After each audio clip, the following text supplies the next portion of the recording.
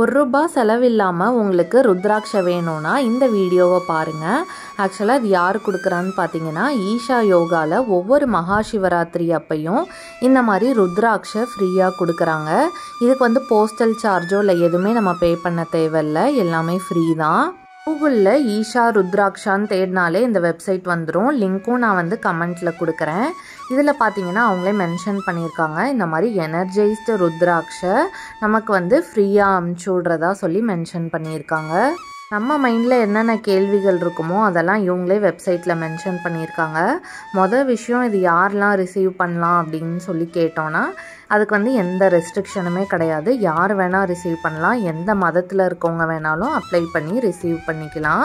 இதோட பெனிஃபிட்ஸ் என்னன்னு பார்த்தோன்னா, நம்மளோட ஃபிசிக்கல் மென்டல் பேலன்ஸை சப்போர்ட் பண்ணும் அப்படின்னு சொல்லியிருக்காங்க.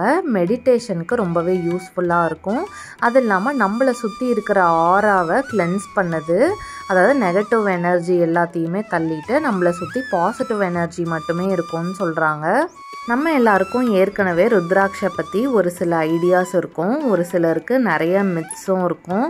அதுவுமே அவங்களோட கைடோட வந்துடும். இதில் என்னெல்லாம் மித்து, இதில் எதெல்லாம் நம்ம ஃபாலோ பண்ணணும்னு சொல்லிட்டு. ஸோ இதில் என்னெல்லாம் இந்த பேக்கேஜில் வரும்னு பார்த்தீங்கன்னா, ஃபஸ்ட்டு ஒரு ருத்ராட்ச வரும். இது மென்டல் ஸ்பிரிச்சுவல் பெனிஃபிட்ஸ் எல்லாமே இருக்கும்னு சொல்லி போட்டிருக்காங்க. அடுத்து தியானலிங்கா கிட்டேருந்து கொடுக்குற ஈஷா விபூதி. அடுத்து அபய சூத்ரா, அதாவது ஒரு கயிறு கொடுப்பாங்க. அதாவது இதில் 2 கயிறு வரும், கருப்பு கயிறு.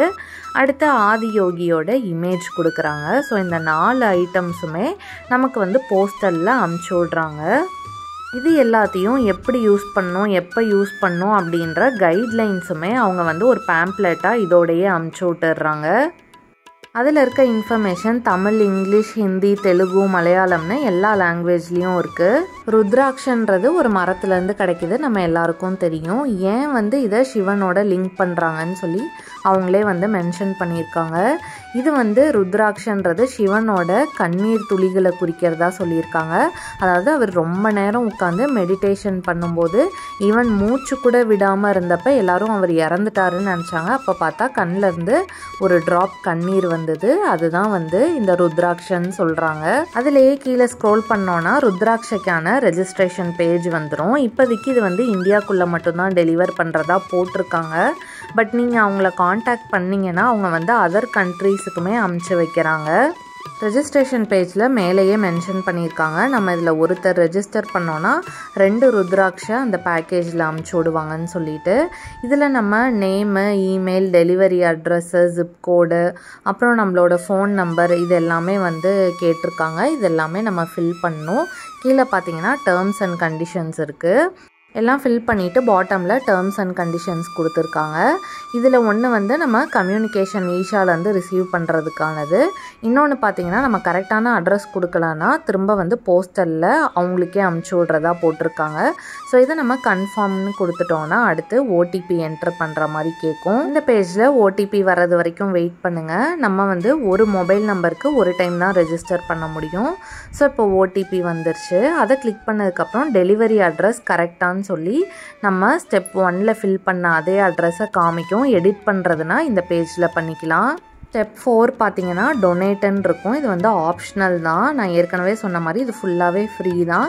உங்களுக்கு ஒரு வேளை அவங்களுக்கு ஏதாச்சும் டொனேட் பண்ணணுன்னு தோணுச்சுன்னா நீங்கள் இங்கே அந்த ஐஎன்ஆர்னு இருக்கிறது பக்கத்தில் என்ன அமௌண்ட் டொனேட் பண்ணணுமோ அதை ஃபில் பண்ணிவிட்டு கீழே பே செக்யூர்லின்னு கொடுக்கலாம். இல்லை பே பண்ண விருப்பம் இல்லை, டொனேஷன் எதுவும் பண்ணலைன்னா ஸ்கிப் அப்படின்றத கொடுத்துக்கலாம். ஸோ அவ்வளோதான், சிம்பிளாக ரெஜிஸ்ட்ரேஷன் ப்ராசஸ் முடிஞ்சாச்சு. அவங்களே கொடுத்துருக்காங்க, thank you for registering for Rudraksha தீக்ஷான்னு.